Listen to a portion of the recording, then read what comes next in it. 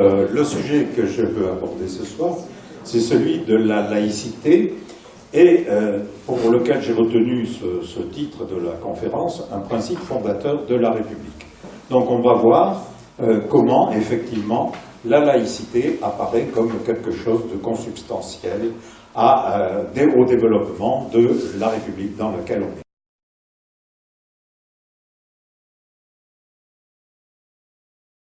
Alors, la laïcité, c'est dérivé du mot grec laïos, qui désigne une collectivité, l'unité d'une population qui est considérée comme un tout indivisible, mais qui est organisée en collectivité et pas en communauté. J'y reviendrai un peu plus tard. La forme politique de ce peuple, c'est la République. Alors là, c'est du latin, res publica, ce qui est le bien commun, qui implique du coup, pour son fonctionnement, que l'on a affaire à des hommes libres de tout assujettissement préalable et qui sont égaux entre eux. Donc, les esclaves, dans la cité athénienne, les esclaves, les métèques, etc., les femmes n'étaient pas considérées comme des membres de la collectivité capable de débattre et de participer à la République. Et le mode de fonctionnement de cet ensemble, c'est la démocratie. On retrouve cette fois-ci démos et non plus laos. Le démos, c'est le peuple, mais qui est envisagé cette fois comme une communauté politique. Et ce peuple est composé de citoyens, c'est-à-dire de gens qui ont la possibilité de s'exprimer au sein de la cité et qui se donnent, et c'est ça qui est important, qui se donnent à eux-mêmes leurs lois. C'est-à-dire qu'il n'y a pas de loi préétablie, pas de loi divine par exemple, c'est la délibération citoyenne qui permet d'élaborer le corpus juridique, le corpus de loi qui va permettre à la République de fonctionner et à la démocratie de devenir une réalité dans la cité. Ces trois définitions nous permettent de voir que cela exclut toute référence à une entité qui serait posée comme antérieure, prévalant avant la formation de la cité, ou supérieure à la collectivité citoyenne. Et là-dedans, cela exclut évidemment comme référence supérieure ou antérieure les problèmes de religion, de race, de genre, ça c'est nouveau d'avoir à rajouter cela, de lieu, donc quelque chose, si vous voulez, qui est au cœur effectivement du fonctionnement de notre République. Cette conquête de la laïcité, parce que c'est une conquête, a été obtenue au terme d'une lutte de longue haleine. Et on peut la dater, pour ce qui nous rapproche le plus de notre période, pas revenir très longtemps et les débats qu'il y a eu sur ces problèmes de laïcité, mais dès le XVIIe siècle, deux philosophes, Spinoza et Locke en particulier, dans leurs travaux, montrent que l'État, s'il a à organiser, à gérer la collectivité des citoyens, la collectivité des membres du politique, n'a rien à faire, n'a pas à se soucier, ça c'est la formule de Spinoza, n'a pas à se soucier du salut des âmes. Il ne peut rien décréter dans ce domaine, en conséquence de quoi la vie spirituelle est quelque chose qui est totalement privé, qui ne relève pas de la logique et d'une politique de l'État. Or, on est dans une situation, pensez XVIIe siècle, pour la France c'est Louis XIV, le roi absolutiste d'origine divine. La légitimation du pouvoir à cette époque se fait principalement par la soumission au divin. C'est-à-dire que le roi est représentant de Dieu sur terre, il tient son rôle de l'onction qu'il va recevoir pour la France, qu'il va recevoir à Reims, et c'est en quelque sorte, si vous voulez, un des éléments de la source du cléricalisme, c'est-à-dire du pouvoir du clergé qui assure le relais entre Dieu et les hommes, l'ensemble de la collectivité, ici non pas des citoyens, mais des sujets, le roi n'étant que le premier représentant du divin, mais soumis à l'ordre clérical. Et vous savez qu'il va y avoir toute une politique, toute une lutte menée par la monarchie française pour essayer de s'affranchir de la tutelle papale à travers ce qu'on appelait le conflit du gallicanisme, c'est-à-dire cette volonté de la monarchie française de nommer directement les évêques et de ne pas dépendre pour l'organisation de l'ensemble du monde religieux dans son royaume de l'autorité du pape. Donc, la religion n'est pas séparée du pouvoir, la religion fonde le pouvoir, mais le pouvoir prétend avoir un rôle dans la détermination de ceux qui vont représenter ce pouvoir dans son royaume. Alors, cette légitimation du pouvoir est violemment combattue par les Lumières tout au long du XVIIIe siècle. Ce combat est porté par les progrès du rationalisme qui s'opèrent dans les sciences et qui mettent à mal les dogmes religieux. J'en ai pris que deux exemples, mais qui sont significatifs. Au début du XVIIe, lorsque Galilée, reprenant les travaux de Copernic, montre que finalement la Terre tourne autour du Soleil et qu'on a un système, si vous voulez, qui est héliocentré, c'est quelque chose qui apparaît comme totalement scandaleux pour l'Église et finalement, soumis à la pression pontificale, il va être amené à se dédire et à obtenir ainsi son pardon, à rester chrétien, catholique, mais en abandonnant, en remettant en question ce qu'il avait montré. Le deuxième, Buffon, on est à la fin du XVIIIe siècle, donc je fais un saut d'à peu près 200 ans, d'à peu près 2 siècles, et Buffon, lui, c'est pour un autre problème. Il étudie la géologie, et en Allemagne, en étudiant les varves, c'est-à-dire ces couches d'argile qui se déposent à la fin de chaque période de crue, l'été, les étangs se dessèchent, les couches durcissent, et puis l'année suivante, les pluies ramènent une nouvelle couche, etc. Il fait cette observation et il part de l'hypothèse que s'il compte le nombre de feuillets qu'il y a sur les coupes qu'il peut faire sur les bords des mares de l'Eiffel en Allemagne, il va réussir à définir l'âge de la planète.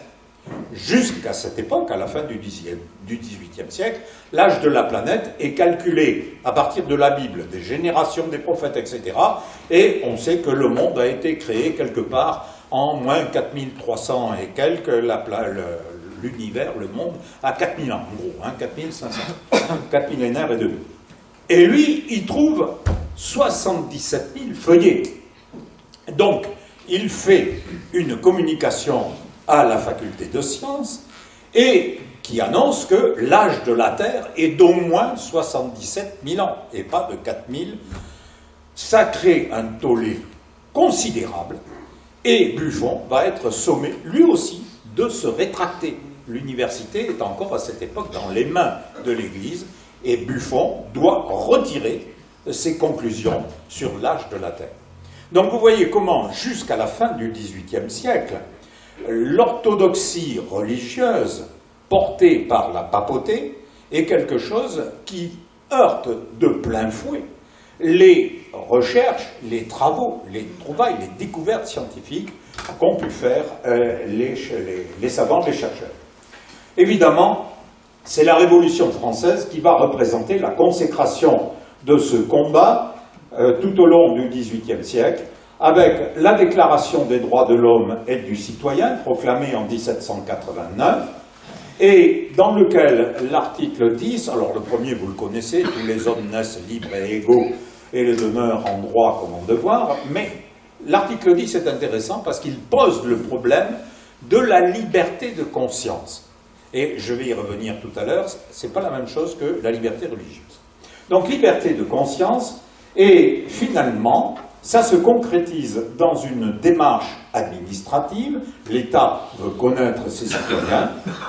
Donc, l'État civil est laïcisé en 1792.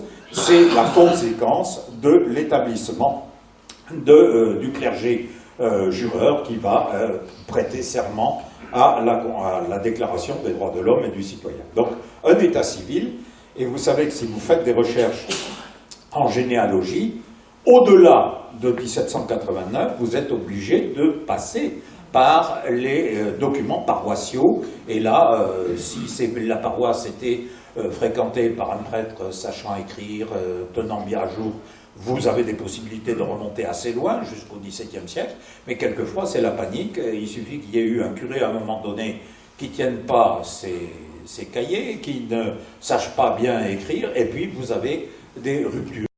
La grande affaire qui va finalement pousser la Révolution française à revenir sur le pouvoir de l'Église, c'est l'ensemble des affaires sur lesquelles Voltaire va prendre des positions extrêmement fortes.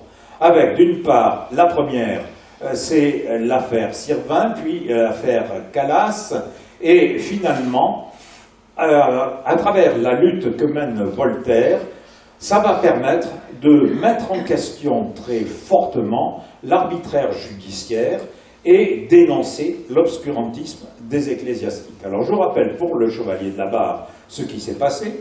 C'est un jeune homme de bonne famille, on va dire un peu peut-être libertin, un peu coquin, disons c'est son âge, et finalement, il a vu passer une procession, il en était assez proche, il ne s'est pas découvert au moment du passage de la procession.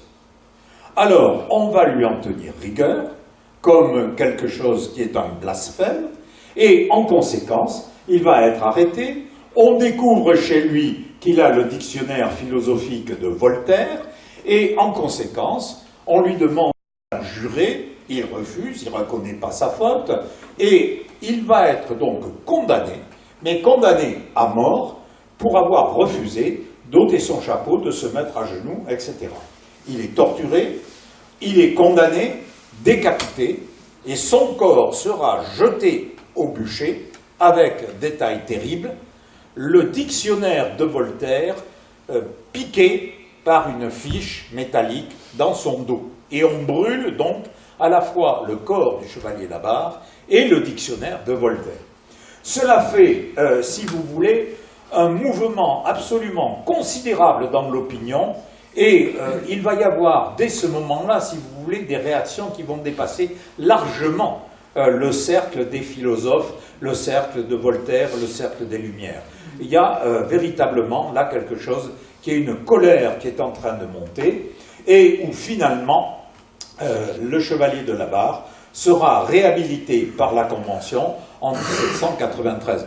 Et alors j'ai pris cette photo parce qu'elle est intéressante, elle sort d'un journal, le Courrier Picard, qui est la stèle à Abbeville, qui a été consacrée au chevalier de la Barre. C'est l'ensemble des prolétaires qui s'est cotisé pour offrir ce monument, cette stèle, au chevalier de la Barre. On rappelle pourquoi il a été condamné, et vous voyez que cette stèle a été finalement taguée, vandalisée en 2013, c'est pas vieux, hein, en 2013, avec, par des intégristes, des croix, et puis on a masqué en quelque sorte la dédicace qui rappelait comment il avait été condamné. Donc si vous voulez, les tensions, la laïcité, les tensions religieuses, etc., il ne faut pas croire que c'est une vieille histoire que je suis en train de vous raconter. Il va y avoir donc à partir de là toute une lutte contre l'Église qui va entrer un peu en repos grâce à Napoléon et avec son concordat. Mais vous avez tous vu le tableau de David sur le sacre, et vous savez que le pape est présent. Mais c'est Napoléon qui se met la couronne sur la tête, hein, donc il ne veut pas d'onction. Mais avec le concordat, on passe, si vous voulez, un modus vivendi avec l'Église qui reprend un certain nombre de prérogatives. Et finalement, le conflit avec l'Église va monter progressivement tout au long du XIXe siècle. Donc, en fait, le conflit contre l'Église démarre vraiment lorsque la République est aux mains des républicains. Vous savez qu'en 1870, avec la guerre contre les Prussiens que perd Napoléon, finalement, c'est le pouvoir de MacMahon qui s'impose. La restauration semble encore une fois possible, mais les désaccords entre orléanistes et légitimistes sont tels que finalement, à la fin des années 70, ce sont les républicains qui remportent les élections et qui finalement vont faire adopter tout un corpus de lois sur lequel on vit encore à l'actuel. Ce sont les grandes lois républicaines. Alors, le conflit va donc s'intensifier à ce moment-là, et à partir de 1880, les jésuites sont expulsés de France, les congrégations qui n'ont pas été enregistrées ou qui refusent de se faire enregistrer sont dissoutes. En 1894, l'Église se déconsidère complètement en prenant position pour, dans l'affaire Dreyfus, pour la condamnation de Dreyfus. Finalement, la France se clive entre pro-Dreyfus, anti-Dreyfus, et finalement, dans cette affaire, au terme d'un travail mené notamment par la presse et avec le J'accuse de Zola, on se retrouve avec, en 1899, la condamnation de Dreyfus qui est cassée. Mais il a quand même passé 5 ans au bagne à Cayenne. Et là, on réorganise finalement un procès dans la même cour militaire qui l'a condamné, et il est recondamné. Mais avec un truc complètement bidon, il est condamné avec des circonstances atténuantes. Alors qu'on l'avait accusé de traîtrise, on ne voit pas très bien ce que viendraient faire les circonstances atténuantes là-dedans, il est condamné à 10 ans de bagne. Mais finalement, le président de la République le gracie, et il faudra encore attendre quelques années pour qu'en 1906, il soit totalement réhabilité, réintégré dans l'armée avec son grade, etc. En 1899, les biens de l'Église, les biens des congrégations sont mis sous séquestre. Il y en a à l'époque 1665, qui regroupe à peu près 60 000 religieuses et religieux. Et en 1903, on redemande aux congrégations de s'enregistrer, et celles qui refusent de s'enregistrer sont expulsées de France. Alors cette lutte anticléricale se mène avec une presse, on a du mal à imaginer. Aujourd'hui, on pense que Harakiri, c'est quelque chose, c'est un sommet du blasphème, mais Harakiri est un peu seul. Là, on a une quinzaine de journaux, carrément qui s'affichent comme anticléricaux. La Lanterne, le journal de Rochefort, et sur lequel vous voyez donc cette coiffe, qui est une coiffe de jésuite, représentée avec les ailes d'un vampire. Vous voyez la queue diabolique qui traîne derrière. Il est sur la butte Montmartre et il est installé au-dessus du Sacré-Cœur. Vous savez que le Sacré-Cœur va être édifié sur la butte Montmartre, qui était le lieu où était née la commune qui protégeait ses canons. Le deuxième est encore plus violent. Vous voyez son nom, le nom du journal, la calotte. Voilà les bienfaits cléricaux. Et vous avez là-dessus un prêtre en train de chier sur le globe et d'étaler la merde cléricale sur l'ensemble de la planète. Alors ces lois républicaines sur lesquelles on vit encore sont au fondement de la laïcité. 1881, la loi sur la liberté de la presse et des réunions collectives. On vit encore, à l'heure actuelle, sur les règles fondamentales de cette loi, de loi Ferrier-Goblet, qui concerne l'école. Alors, l'école va devenir un des terrains de lutte de la laïcité, avec d'abord la loi sur l'école primaire obligatoire de 6 à 13 ans, qui est gratuite et laïque. Et ça, c'est quelque chose d'extrêmement important, parce que la loi Fallou avait déjà imposé en 1849 une école primaire, mais qui était tenue par les églises, qui ne fonctionnait que dans les communes qui étaient volontaires pour le faire fonctionner, et où d'autre part, la scolarité s'arrêtait à 10 ans. Donc elle est gratuite et laïque, et il y a surtout la suppression des fonds publics aux écoles privées. Il n'y aura plus de financement pour les écoles privées en provenance de l'État. 1884, la loi qui autorise les syndicats, donc qui ont un statut un peu différent de l'ensemble des réunions collectives, et surtout la loi Vidal-Naquet qui, dans le domaine religieux, restaure la possibilité du divorce qui avait été supprimée à la Restauration, aussitôt après la fin du Premier Empire en 1816. Et en 1905, on va arriver finalement, au terme de toutes ces ruptures qui peu à peu s'imposent dans la société, à la loi de séparation des églises et de l'État. Et là, j'ai repris les deux articles premiers de cette loi. La République assure la liberté de conscience. Elle garantit le libre exercice des cultes sous les seules restrictions édictées, ci-après, en raison, dans l'intérêt de l'ordre public. Et le deuxième point qui me paraît essentiel, la République ne reconnaît, ni ne salarie, ni ne subventionne aucun culte. Donc vous voyez qu'on est dans la logique là des lois Ferry et Goblet. Donc voilà ce que dit la loi. J'insiste sur les lectures qui en sont faites, c'est que la République ne reconnaît aucun culte. Je vais jusqu'au bout.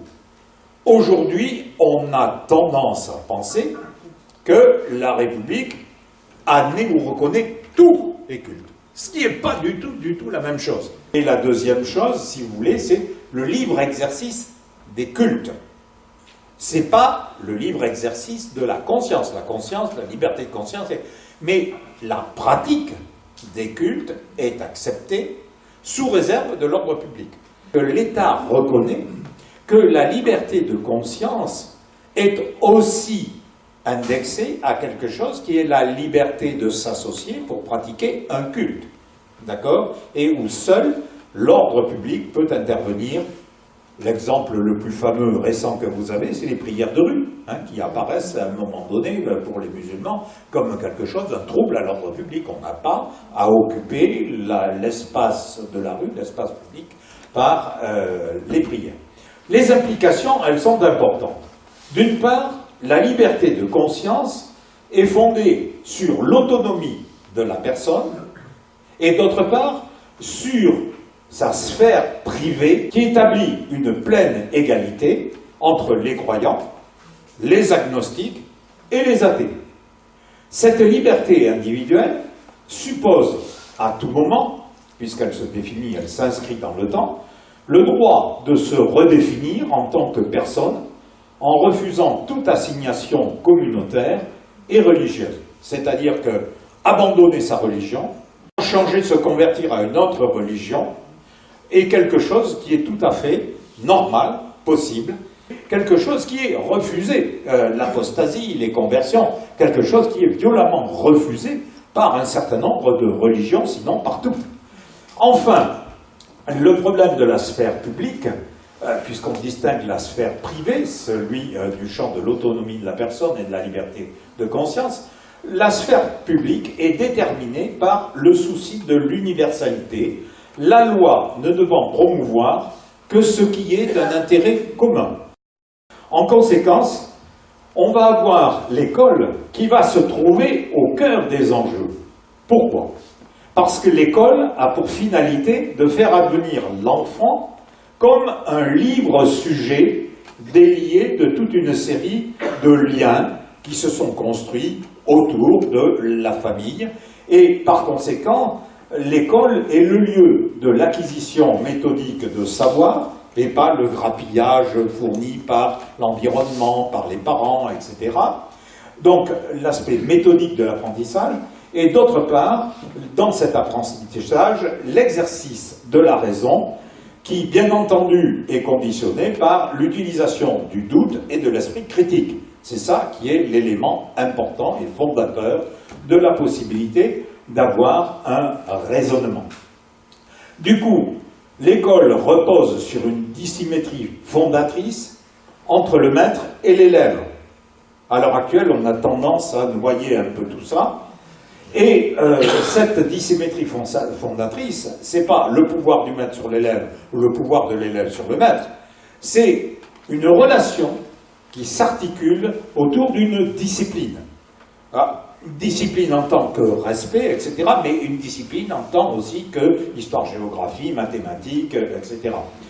Les savoirs qui doivent transcender l'héritage de l'enfant, issu de sa famille, ainsi que la vision du monde que pourrait avoir l'enseignant et qui serait amené à ne diffuser que ce qu'il croit et pas ce qui est le contenu de la discipline établie, élaborée au terme des recherches et des débats avec la raison, le doute, etc.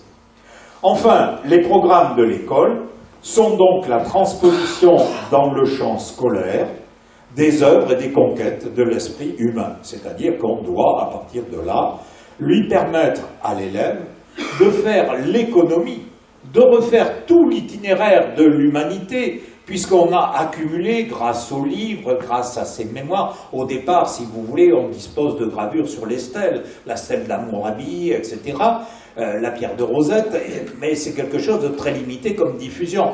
Le livre va permettre l'enregistrement et la transmission des savoirs, et c'est autant d'économies pour l'humanité. Elle n'a pas à refaire tout le trajet intellectuel de 2 ou 3 millénaires de recherche et de passion. Donc, le fondement de l'école même, c'est la transmission de ces conquêtes de l'esprit humain. Cette école, à partir du moment où elle est laïque, va susciter de violentes réactions dans le monde catholique. À l'époque, c'est le monde dominant, religieux dominant. J'ai pris 2 gravures qui sont finalement issues de journaux. Le premier est un journal catholique et on y voit la caricature du petit père Combe, celui qui a été le porteur de la loi de séparation de l'Église et de l'État. Il est représenté comme une espèce d'ogre un peu démoniaque et satanique. Vous voyez sa queue de lézard qui se promène en arrière et il essaye d'attraper les petits-enfants en disant « plus j'en aurai, il faut que je me dépêche de les croquer, de les avoir ». Le deuxième est un journal, comme vous l'avez vu, il y en avait une floraison de journal anticlérical, où vous avez la parole d'évangile « Laissez venir à moi », non pas les petits-enfants, « Laissez venir à moi les petits garçons ». Et vous voyez la tête qu'a l'abbé d'un gros cochon. La pédophilie dans l'Église, c'est pas quelque chose qui se pose récemment. Donc vous avez là les 2 versions de ce qui va se passer autour de l'école laïque. Ça vous donne une idée de la violence des conflits qui ont eu lieu dans cette période. Où en est-on aujourd'hui en France? Après ces quelques rappels historiques, eh bien, je vais commencer par la Constitution, puisque la laïcité est inscrite dans la Constitution de la 4e et de la 5e République. Alors, j'ai retenu, disons, la Constitution de 1946 a été, dans son préambule ainsi que dans ses premiers articles, a été reprise in extenso, telle qu'elle était, dans la Constitution de la 5e République. Il y a eu migration des textes, pas de modification. Le préambule est important. La nation garantit l'accès de l'enfant et de l'adulte à l'instruction, à la formation professionnelle, à la culture. Et vous voyez qu'on distingue ici instruction, les savoirs qui sont acquis au cours de discipline, mais avec un champ beaucoup plus large et qui est celui de la culture. L'organisation, et c'est moi qui l'ai souligné, l'organisation de l'enseignement public gratuit et laïque à tous les degrés est un devoir de l'État. Donc il est bien rappelé que cet enseignement est laïque et gratuit. L'article 1 rappelle que la France est une république indivisible, laïque, démocratique et sociale. Elle assure l'égalité devant la loi de tous les citoyens, sans distinction d'origine, de race ou de religion. Et, c'est moi qui l'ai souligné de nouveau, elle respecte toutes les croyances. Son organisation est décentralisée, ça évoque le fait qu'il y a des départements dans le cadre de l'administration française. Alors à partir de là, on va avoir des exceptions qui continuent à peser sur ce discours, parce qu'une des argumentations que l'on a, c'est bon, d'accord, les principes, ils sont intéressants, tout le monde peut y souscrire, mais en fait, mon œil, ça ne se passe pas comme ça partout. L'élément le plus important qu'on avance, c'est le maintien du système concordataire de 1802 en Alsace-Moselle, après 1918, mais encore après 1945, et donc aujourd'hui encore, malgré la précaution du préambule de dire que la France est une république unie et indivisible, eh bien, le statut spécial de l'Alsace et de la Moselle la maintient sous le système du concordat. Tout simplement parce qu'au moment de la loi de 1905, l'Alsace-Lorraine sont sous la tutelle allemande. Et qu'en 1918, lorsqu'on réintègre l'Alsace-Lorraine dans la communauté française, nous on est contents, on a délivré l'Alsace-Lorraine, etc. Il y a des Lorrains qui n'étaient pas du tout contents, et en particulier sur le plan social. Les lois sociales, les régimes de retraite que l'Allemagne avait grâce à Bismarck, ils ne voulaient pas les perdre. Et en conséquence, on va leur maintenir ce statut particulier du concordat. Alors, il semble bien qu'à l'époque, les républicains, après la Chambre Bleu Horizon, que les républicains en 24-25, où ce sont les radicaux alliés aux socialistes qui arrivent au pouvoir, qu'on pourrait faire passer à la trappe cette exception française, pas du tout. Là-dedans, la lutte est trop violente. Les socialistes radicaux et radicaux-socialistes sont éjectés du pouvoir.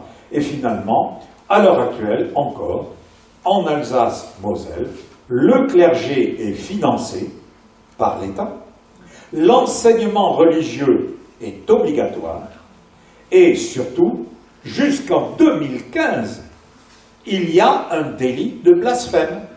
Vous pouvez être expédié au tribunal pour un motif considéré comme irreligieux et qui va vous condamner au titre du blasphème. Donc on est dans cette situation et apparemment ça ne bouge pas, ça n'a pas envie de bouger et ça pose un problème. Parce que quelles sont les religions concordataires qui sont acceptées? Le catholicisme, le protestantisme, les juifs, le culte juif. Et évidemment, à partir de là, vous voyez que l'islam dit, mais à ce moment-là, pourquoi pas nous, en Alsace-Lorraine? C'est le cheval de Troie qui pourrait légitimer un financement de l'islam à l'intérieur de ces départements. Mais c'est encore plus compliqué. Dans les territoires d'outre-mer, en Nouvelle-Calédonie, Polynésie, Wallis et Futuna, Saint-Pierre et Miquelon, on applique les décrets Mandel de 1939. C'est-à-dire qu'il y a une aide publique au culte et que la personnalité juridique des conseils d'administration des missions religieuses est reconnue. Si je prends l'exemple de Wallis et Futuna, qui est une espèce de petit confetti, l'enseignement primaire est délégué à l'Église catholique et l'enseignement du second degré est assuré par la congrégation des maristes. Donc on est dans cette situation. En Guyane, c'est encore pire, dans la mesure où le catholicisme est reconnu comme un culte officiel. Alors c'est quelque chose qui est très vieux.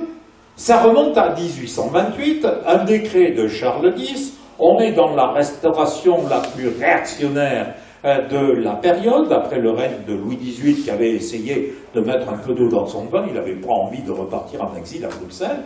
Charles X a pondu ça, reconnaissant le catholicisme comme culte officiel. Et ce qui est ahurissant, c'est que cette législation, ce décret, n'a jamais été abolie. On l'a à un moment donné oublié dans un coin, et puis au moment où on s'est préoccupé de ça, ben, la question est aussi très complexe. Il y a désormais d'autres cultes que les catholiques, les protestants, les évangéliques, etc., mais aussi des cultes locaux, les cultes des Indiens, mais les cultes importés par les esclaves noirs, le candomblé, etc. Donc on se retrouve dans un système où il y a une convergence des autres mouvements religieux pour dire qu'il n'y a pas de raison que les catholiques soient financés et que nous, on ne puisse pas être financés. Et en tout cas, il faudrait abroger cette idée que le culte officiel, c'est celui du catholicisme.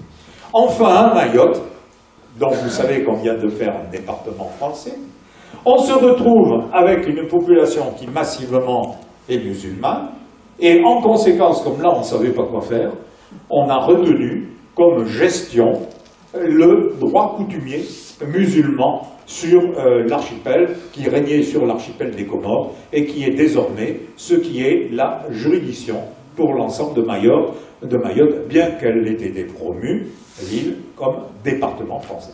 Donc vous voyez, République une et indivisible, ça se discute. Même si l'on fait l'impasse sur ces territoires, on pourrait dire, bon, ce sont des confettis d'empire, ils restent passifs. En France, l'Église n'a pas renoncé à son idée de revenir à un système où elle aurait une place particulière dans le système, et notamment dans le système éducatif. Et en 1951, je vous en rappelle le contexte, c'est la guerre froide, c'est les formations de centre droit qui l'emportent, de la quatrième force, avec un poids important du MRP, c'est-à-dire du mouvement des Républicains populaires très imprégné de l'idéologie catholique, qui fait passer finalement deux lois, la loi Marie et la loi Barranger, qui assurent le financement des élèves de l'enseignement privé par l'État. Donc là, une entorse totale à ce qui est dans le préambule de la Constitution, puisque là, on va financer les élèves. Alors ça va se passer sous deux formes. La loi Marie permet aux élèves de l'enseignement privé de bénéficier de bourses publiques. La loi Barranger attribue à tous les enfants de l'école primaire, publique ou privée, une même dotation pour les fournitures, pour le développement de la présence scolaire.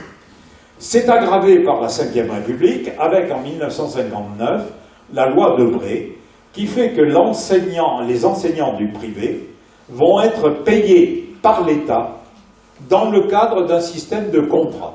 C'est-à-dire qu'on va dire que les écoles qui acceptent de rentrer dans un contrat avec l'État, c'est-à-dire qui s'engagent a priori à respecter les programmes de l'école publique, et qui d'autre part acceptent les inspections des inspecteurs de l'éducation nationale, ceux-là peuvent prétendre à avoir ce contrat qui leur permettra le financement de leurs enseignants par l'État. Alors, ils sont payés par l'État, mais ils n'ont pas le statut de fonctionnaire, hein. Ils sont simplement avec un statut de délégation de fonction publique. Le résultat, c'est que les tensions étant très fortes, notamment, j'ai zappé un peu la loi Germer de 1977, qui, sous la pression de la CFDC, on est avec la présidence de Giscard d'Estaing, qui a été élu au ras des fesses en 1974, il lui faut renforcer son audience, la CFTC lui sert de marchepied, et la loi Germer homogénéise la situation salariale des enseignants du privé et sur la situation des enseignants du public, notamment en ce qui concerne leurs retraites. Les retraites seront prises en charge par l'État, puisqu'il finance déjà les salaires. Et finalement, tout ceci amène l'idée qu'il faudrait un grand service public unique de l'enseignement en France. C'est ce que l'élection de François Mitterrand, en 1981, va laisser apparaître comme possibilité, comme perspective. Mais finalement, ça va être un échec total. En 1984, finalement, Savary, qui a été ministre, qui avait d'excellentes relations avec Debré, qui était compagnon de la Libération et qui connaissait aussi Billotte, va se retrouver à vouloir porter cette loi d'unification d'un grand service public, c'est-à-dire consistant à intégrer l'enseignement privé qui est financé en large partie par l'État, de l'intégrer dans un système qui serait un système dépendant uniquement de la République de l'Éducation nationale.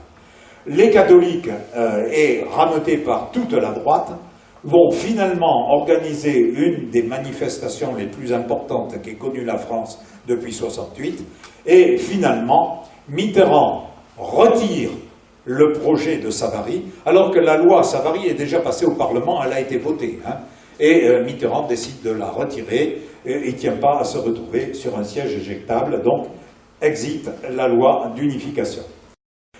La situation publique-privée se dégrade nettement depuis maintenant une vingtaine d'années.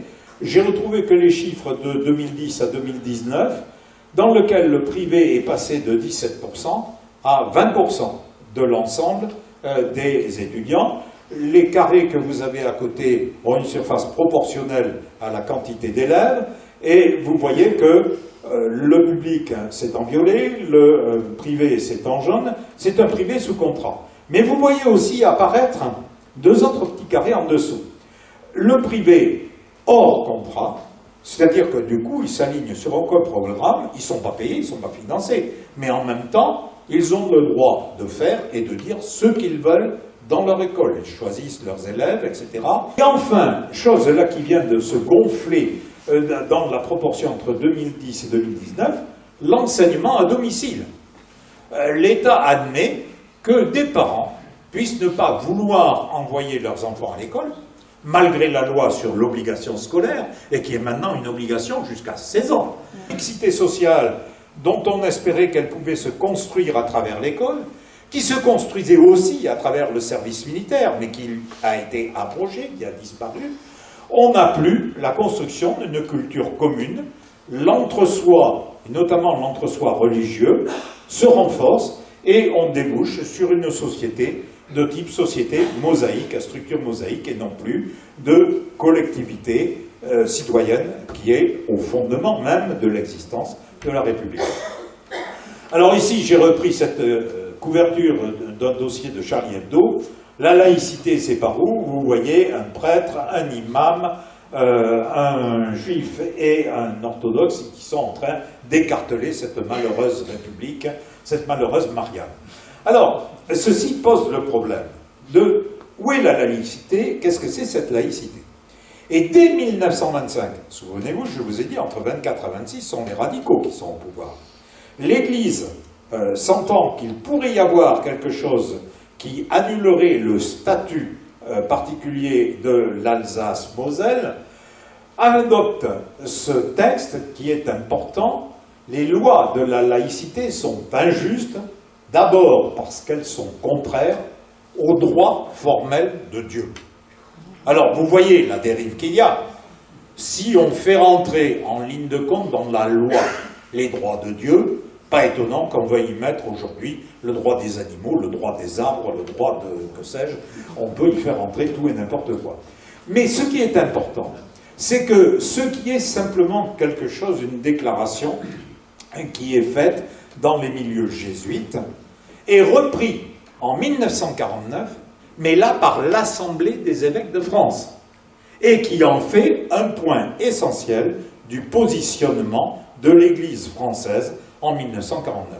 Du coup, ça débouche sur des dérives sémantiques où on multiplie les adjectifs pour plomber le sens de la laïcité. Alors on la veut ouverte, on la veut plurielle, on la veut inclusive, on la veut apaisée, j'en passe, c'est des meilleurs. En gros, si vous voulez, dès qu'on rajoute un adjectif, c'est une façon de refuser le principe pourtant posé clair et net, qui sépare la question de la croyance privée et la question du pouvoir politique. Donc on sépare nettement la religion de la possibilité du politique. Enfin, en 2013, on a mis en place un observatoire de la laïcité. Il avait été créé en 2007, mais il n'a commencé à fonctionner qu'en 2013. Il a été prorogé pour 5 ans en 2017. Il publie des rapports qui sont extrêmement intéressants, dont un que j'ai utilisé abondamment, et c'est à la fois honni par certains, en disant en fait ce laboratoire, cet observatoire de la laïcité, c'est un cheval de Troie des religions pour essayer de nous fourguer une avancée vers les laïcités plurielles, inclusives, apaisées, etc. J'en passe les meilleurs.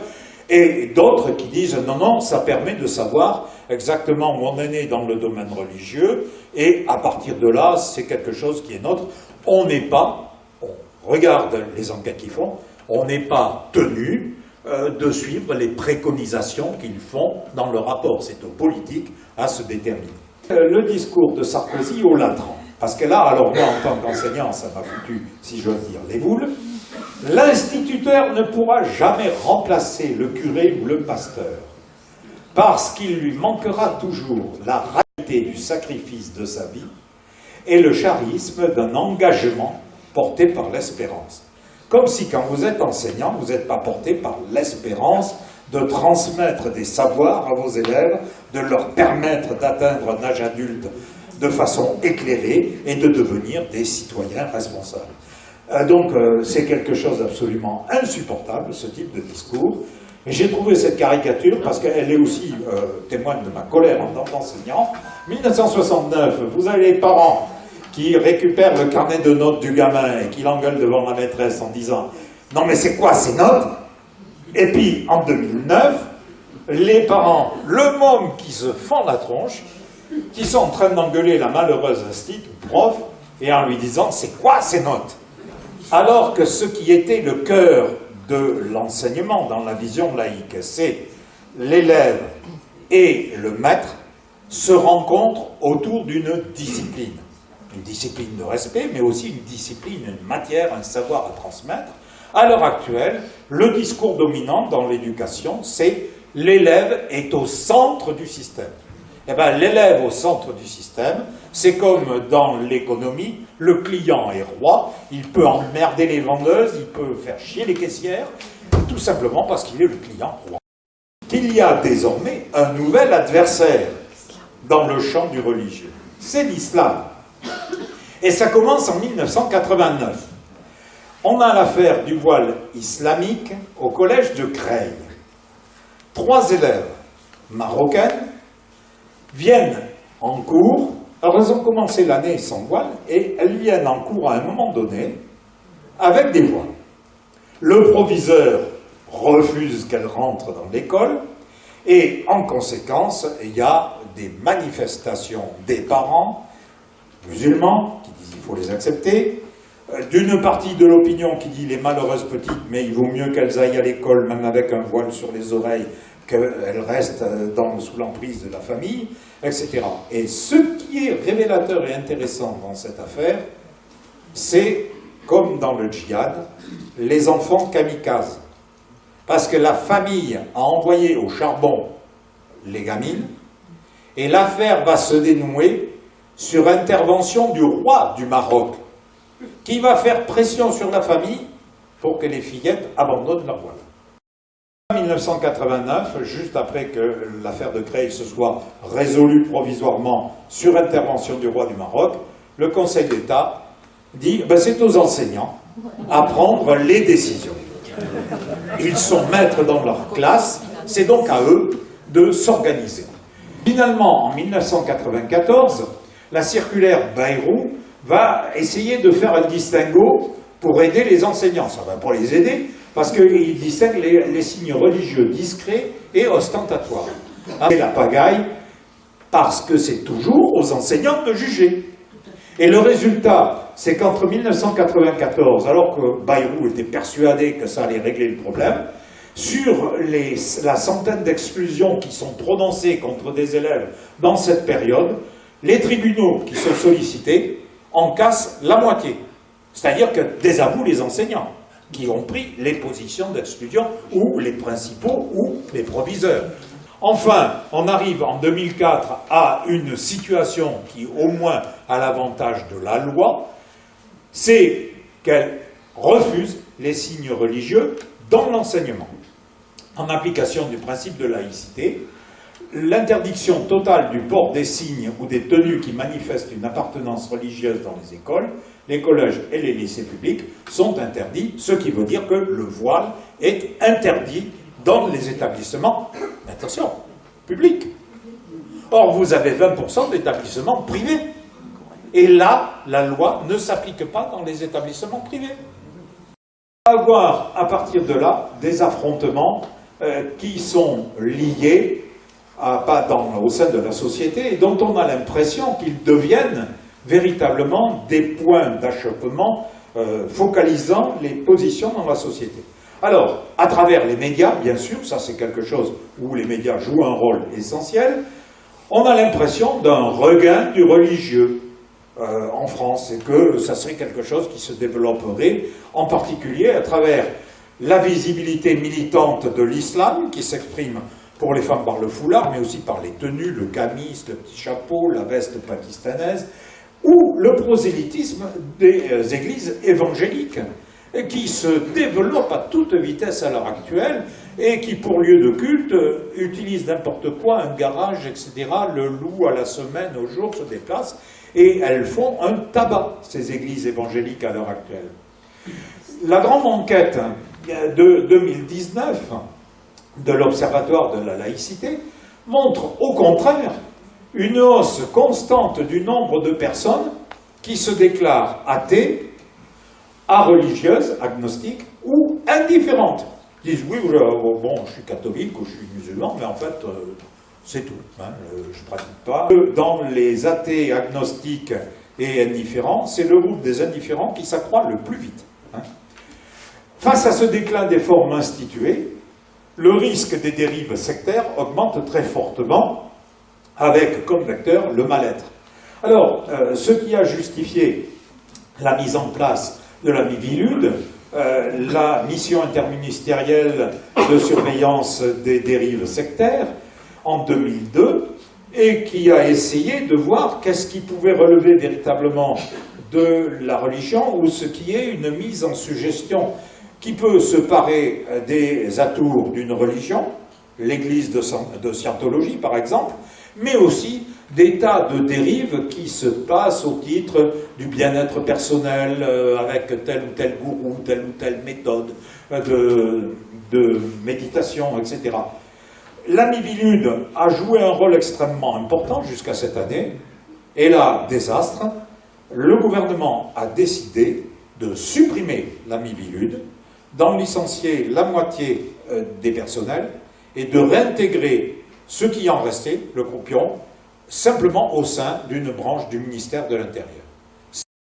Surtout, le problème, c'est que ce qui est gommé à travers cette mayonnaise qu'on nous fait monter autour des problèmes du religieux, c'est qu'on marginalise la crise politique et sociale qui alimente, elle, un tout autre conflit. Dans la mesure où ce qui se cache derrière des questions de croyance, de religion, c'est en fait des questions de pouvoir politique, c'est-à-dire imposer la loi de la communauté contre la loi de la citoyenneté. Dans la citoyenneté, tout le monde est à égalité. Dans la communauté, vous avez une place assignée, et notamment dans ces communautés, quelles qu'elles soient, toutes sont massivement machistes. Dans le rapport donc, de l'Observatoire, il y a ce graphique qui est tout à fait intéressant, ce camembert, puisque vous avez dans les verts foncés les gens qui sont irréligieux, athées, etc. Les gens en vert jaune qui sont les non-religieux, donc agnostiques ou ne pratiquant pas, et ceux qui sont religieux, c'est les bleus, les violets.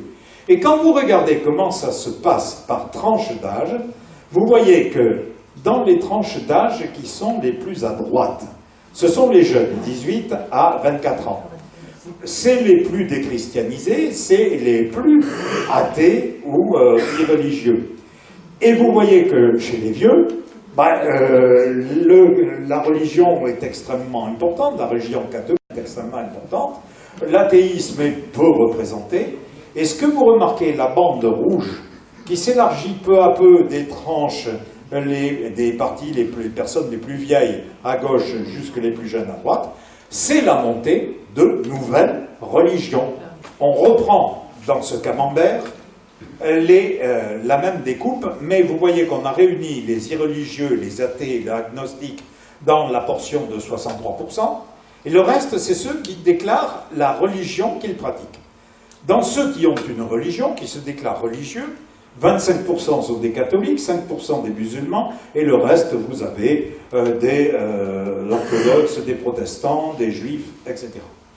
Quand on leur demande est-ce que la religion, pour vous, est quelque chose d'important dans votre vie, dans la société, on regarde ce qu'ils répondent. Et là, pour les catholiques, à la petite croix, il y en a 24% de ceux qui se sont déclarés catholiques, qui étaient 25%. Il y a donc un quart des 25%, c'est facile à calculer de tête, ça vous fait 5 à 6%, de gens qui se déclarant catholiques considèrent que pour eux, la religion est importante. D'accord ? C'est le score le plus faible. Après, vous avez 3 paquets qui va être au niveau des orthodoxes, des juifs et des bouddhistes, pardon, des protestants et des bouddhistes, qui sont autour de 50-50. Hein, c'est-à-dire que là, la moitié des gens disent oui, on est religieux et c'est important pour nous de le vivre, de le manifester. Et vous avez deux religions qui s'isolent nettement, puisque là, on a plus des 3/4 des gens qui disent oui, on est religieux, et pour ces 3/4, c'est quelque chose de très important dans notre vie, dans la société, les juifs et les musulmans. J'ai donc composé le tableau que vous avez en dessous en croisant les données du premier camembert et de ce tableau. Et vous voyez mon raisonnement, s'il y a 24% des gens qui se déclarent catholiques, c'est-à-dire un quart des 25% qui sont là, ça me donne à peu près 6% de Français. C'est le tableau que vous avez et que j'ai refait. Les catholiques, donc ce que j'ai appelé les assujettis, ceux pour qui la religion est vraiment importante pour eux, ben, il y a 6% de catholiques, 1,4% de protestants, 3,9% de musulmans, 0,7% de juifs. Le total, c'est 12%. Pour les autres, ça joue sur des quantités tellement faibles que je n'ai pas voulu le calculer. Mais en gros, ça veut dire que dans la population française, il n'y a que 12 personnes sur 100 qui considèrent que la religion est quelque chose d'important dans leur vie quotidienne. Important ou très important. Donc, là aussi, c'est une autre façon de voir que la question religieuse dont on voudrait nous faire croire quel est le point d'affrontement à l'heure actuelle de la société française est quelque chose, finalement, qui est relativement modeste dans l'ensemble de la société française.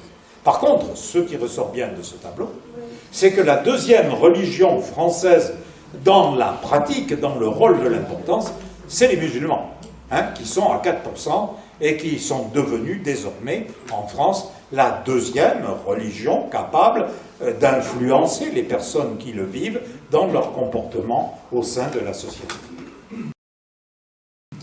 Alors à partir de là, si vous voulez, j'ai essayé de faire un tour aussi sur le contexte européen. Et on constate que c'est à peu près le même type d'évolution que l'on a. J'ai utilisé le sondage Gallup de 2015 pour l'ensemble de l'Union européenne. 51% des citoyens de l'UE se déclarent athées ou non religieux. Donc quelque chose qui est un peu moins fort qu'en France. En France, c'est 63%. Là, on est à 50%, mais vous voyez que c'est quand même une situation qui est tout à fait importante.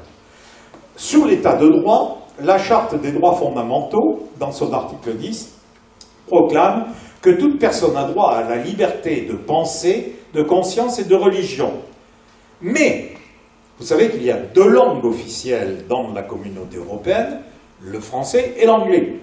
La formule anglaise pour ce même article dit quelque chose qui n'est pas tout à fait pareil.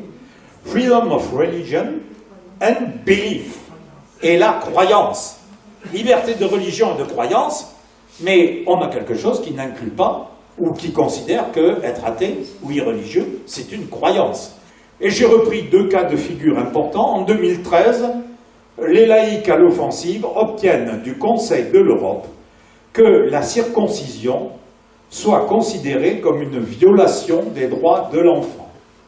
Donc avec cette idée que l'intégrité physique de l'enfant doit être maintenue et qu'il ne doit pas y avoir un marqueur corporel qui l'assigne dès le départ à une situation dans une religion.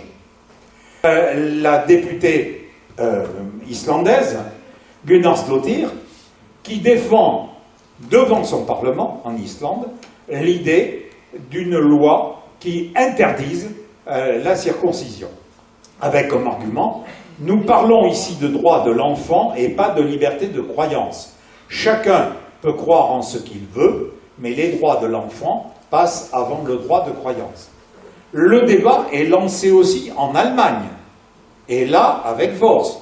Donc, si vous voulez, un peu partout, dans l'ensemble des pays européens, il y a une condamnation de la circoncision avec cette idée, bon, si c'est un marqueur religieux auquel vous tenez, la circoncision peut avoir lieu à 18 ans, quand les gens sont majeurs et peuvent décider effectivement d'adopter ce marqueur.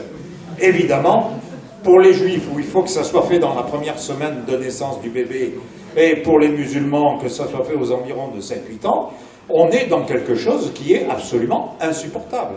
Pourquoi vous considérez que l'excision est une mutilation des femmes et que vous ne voulez pas admettre que la circoncision est aussi une mutilation?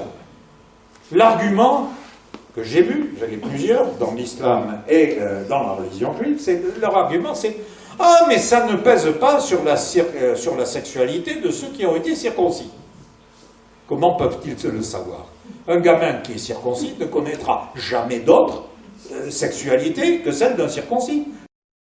Mais en 2019, les religieux sont à l'offensive, et juste avant qu'on ne change l'équipe qui dirige à l'heure actuelle l'Union européenne, voilà que Mme Mogherini, qui était responsable des affaires étrangères et des politiques de sécurité, vous voyez ce qu'il la qualifie tout de suite pour parler de religion, a réussi à faire voter un programme qu'elle a appelé un Erasmus de la religion, un programme dont le titre est « Échange global sur la religion dans la société ». C'est quelque chose qui, ayant été voté avant qu'on change de pouvoir, va entrer en fonction en 2020, donc cette année, avec un budget de 1,5 million d'euros. On est donc ici en pleine confusion des genres. Voilà que la communauté européenne se mêle d'attirer les jeunes en direction des idées religieuses. Alors on a beau dire des idées religieuses inclusives, c'est-à-dire que ça va s'adresser aux musulmans, aux bouddhistes, aux chrétiens, tout ce qu'on veut, mais en fait on est dans quelque chose là de totalement aberrant. La religion nouvelle se pose des problèmes nouveaux, avec d'abord la question des lieux de culte. Pour les catholiques, il n'y a pas eu de problème. On a construit des églises depuis l'an 1000, il y en a partout, les lieux de culte sont faciles, ils appartiennent à l'État, mais ils en ont en quelque sorte la possibilité d'un usage usufruitier. Par contre, pour les autres, il faut construire des lieux. Donc, comment les faire? Alors, d'abord, il faut trouver des terrains, il faut pouvoir les financer, avoir une autorisation préfectorale pour se lancer dans la construction, et ça va concerner non seulement l'établissement de mosquées, puisqu'on a vu que c'était la minorité religieuse la plus importante, mais un temple bouddhiste, pourquoi? Des lieux pour les évangélistes. Donc on est dans une situation où, comme ces milieux arguent de leur absence de finances, et que c'est pas avec les cotisations prélevées au niveau de leurs fidèles qu'ils vont pouvoir financer ces établissements, la solution est de demander l'intervention de la puissance publique. Soit que les communes leur donnent des terrains avec 1 euro pour un bail amphithéotique à 99 ans, soit qu'elles aillent chercher des financements auprès des pays dont sont originaires les communautés, voire de pays qui ont du pognon et qui sont prêts à investir pour le développement de l'islam. C'est le cas de l'Arabie Saoudite, qui est à l'origine de l'organisation mondiale de l'islam qu'elle a mis en place en 1972. C'est une date qui n'est pas anecdotique, c'est le moment où le prix du pétrole commence à décoller et où l'Arabie Saoudite sert de son pognon et finance les constructions de mosquées. Deuxième problème, la question des pratiques. Quid du calendrier? Notre calendrier avec la fête de Noël, avec la fête de Pâques, etc. C'est un calendrier essentiellement chrétien. On voit un imam qui a dit mes frères, ne fêtez pas Noël, c'est pas une fête pour vous, ça n'a rien à voir, travaillez, vivez comme vous avez à le faire, vous ne rentrez pas en 2020, parce que c'est pas en plus la date du début de l'année de l'Hégire. Donc Noël ça ne vous concerne pas, Pâques ça ne vous concerne pas, vous devez exiger que l'on adopte un calendrier qui soit un calendrier musulman. Ça pourrait être chouette parce qu'à ce moment-là, si on ne travaille pas le dimanche, on ne travaille pas le samedi parce que c'est sabbat, on ne travaille pas le vendredi parce qu'il y a la grande prière, il manque plus que les bouddhistes, que les hindouistes. Au lieu que l'État s'en tienne à une situation de stricte indépendance, il essaie de trouver des combinaisons pour faire qu'on va passer autrement. Un des exemples les plus spectaculaires que vous trouvez désormais dans les publications scientifiques, c'est que avant, les calendriers étaient datés avant ou après Jésus-Christ. Maintenant, vous avez dans les publications, soit BP, pour les publications géologiques, c'est before present, quand il s'agit de faire des millions d'années, des centaines de millions d'années, ou EC. Et EC, qu'est-ce que c'est? C'est ère commune. Mais c'est une façon de ne pas dire qu'on est dans la période d'après Jésus-Christ. Qui affecte aussi les rapports hommes-femmes, qui affecte les tenues vestimentaires, les atteintes qui sont portées aux conquêtes du féminisme dans l'espace public. Les femmes ne sont pas prêtes à accepter le voile en disant on s'est battu pour la pilule à partir de 67, on s'est battu en 68 pour obtenir l'égalité, avoir un compte en banque sans demander l'autorisation du mari, on s'est battu pour avoir le droit à l'avortement, etc. Et voilà qu'il y a une flopée de femmes qui débarquent et qui veulent nous ramener à une situation même pas antérieure à 68, mais carrément à quelque chose qui était la situation de la femme au XIXe siècle. On n'en veut pas. Qui affecte l'alimentation. Alors j'ai trouvé, il y a un très gros bouquin qui vient de sortir en 3 tomes de 1000 pages, c'est Le Coran sous l'œil des scientifiques, hein, en gros. C'est un pavé, j'en ai lu à peu près 1500 pages, je ne suis pas au bout, mais en réalité, dans le Coran, dans les prescriptions, le halal, ça n'existe pas. Ce qu'il y a, c'est simplement ce qui est haram, c'est-à-dire ce qui est interdit. Mais il n'y a pas quelque chose qui est autorisé. Alors, l'argumentation dans le bouquin que j'ai trouvé, qui est intéressante, c'est que finalement, se rendant compte que les Juifs, avec le kasher, il y avait des commerçants qui arrivaient à gagner pas mal de sous, les commerçants musulmans se sont dit, si on fait du halal, on va pouvoir gagner effectivement quelques sous. On aura une clientèle, en quelque sorte, attitrée qui va venir.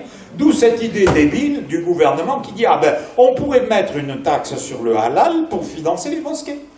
C'est-à-dire que si l'on renonce à une intégration démocratique, si la République n'est pas unique, laïque, sociale et égale, et finalement, on risque fort d'aller vers la multiplication des conflits identitaires dans l'espace, le pilier le plus dangereux étant le social-nativisme. Je suis de souche de quoi? Je suis de souche marocaine, je suis de souche française, je suis de souche bretonne, je suis de souche alsacienne. À l'heure actuelle, il y a un mouvement qui est en train de se développer derrière la défense du concordat, tout un courant qui dit, mais puisque nous avons une autonomie sur le plan religieux, il serait important qu'on reconnaisse que nous sommes ni allemands, ni français, et que nous sommes alsaciens, et que le droit local prime sur le droit de la République. Et surtout, et ça c'est un indicateur qui est intéressant et inquiétant, depuis 2000, l'INSEE et l'INED, qui sont les 2 instituts d'études démographiques en France, enregistrent un coup d'arrêt du développement des mariages mixtes. Les communautés arabo-musulmanes sont alimentées en permanence par un apport de l'immigration et qui entretient, le terme est dans le rapport, le marché matrimonial. C'est-à-dire qu'on n'est pas obligé de chercher quelqu'un dans la société française. Les nouveaux arrivants, les nouvelles arrivantes, peuvent permettre de lier des unions sans avoir à pratiquer le mariage mixte. S'adapter 2011-2019, la religion, 40%, il n'y a pas photo. Par contre, vous voyez qu'entre 2011 et 2019, c'est la laïcité qui doit s'adapter à 37%. Et le vecteur de ce 37%, le poids le plus lourd, vous voyez, c'est les femmes de moins de 35 ans. Elles sont la moitié à considérer que c'est à la laïcité à s'adapter. Vous retrouvez ici la question du voile. Est-ce qu'on le porte, est-ce qu'on ne le porte pas? Est-ce que si on ne le porte pas, on reste musulmane, etc. Alors, on assiste à des tensions montantes. L'offensive des islamistes pour obtenir une réislamisation des musulmans installés en France, soit directement à travers les imams et les mosquées, soit indirectement à partir d'associations qui font l'entrisme politique. et qui essayent de s'infiltrer dans les listes municipales, etc. Mais que l'objectif était de réislamiser les populations qui se considèrent comme musulmanes à l'intérieur du territoire français. Les États œuvrent pour essayer de renforcer leur contrôle sur les diasporas. Comme le Maroc et l'Algérie se disputent à propos de leurs frontières et à propos des Sahraouis, vous imaginez bien qu'entre l'islam marocain et l'islam algérien, c'est pas le grand amour. Et en particulier, les conflits se sont aggravés autour de la présidence de la Grande Mosquée de Paris, qui a été créée pour récompenser les musulmans d'Algérie qui s'étaient battus pendant la guerre de 14-18. Donc on l'a créée sur fonds publics, la Grande Mosquée de Paris, mais qui depuis est toujours tenue par les Algériens, et où les Marocains, les Turcs, se sentent absolument pas représentés par cette mosquée et n'en acceptent absolument pas les décisions. Nouvel aspect des conflits, c'est la dénonciation de l'islamophobie, qu'elle soit dénoncée ou revendiquée. Alors dénoncer, c'est de dire oui, dès que vous prenez position sur le voile, etc., vous êtes islamophobe, vous êtes un raciste, etc., vous vivez dans l'imaginaire colonial, vous nous racisez. Il ne faut pas renoncer aux lumières. Pour une société de la connaissance, faire un retour à la raison. Je reprends un article d'un sociologue, Gérard Bronner, dans lequel le doute est le moteur, l'âme de cette connaissance est la possibilité de réfuter une proposition, et son champ est l'universel, aussi bien la sociologie, la géologie, tout ce que vous voulez, l'histoire. Voilà un peu ce qui est une société de la connaissance. Contre une société de la croyance, qui dégénère avec un retour à l'intolérance. Son moteur, c'est la certitude. Je suis sûr de ce que j'avance. C'est Dieu qui me l'a dit d'ailleurs, hein. Sinon Dieu son prophète. Du coup, son arme, c'est l'intimidation des mécréants, blasphème, apostat, etc. En conséquence, le fruit qu'il faut absolument préserver, c'est l'espace de la laïcité. Cet horizon d'un espace collectif et public qui doit être celui de la raison. L'espace de la croyance ne doit être que du domaine du privé. Voilà, si vous voulez, comment je conclurai ce retour à la raison et à la laïcité. C'est fini pour moi.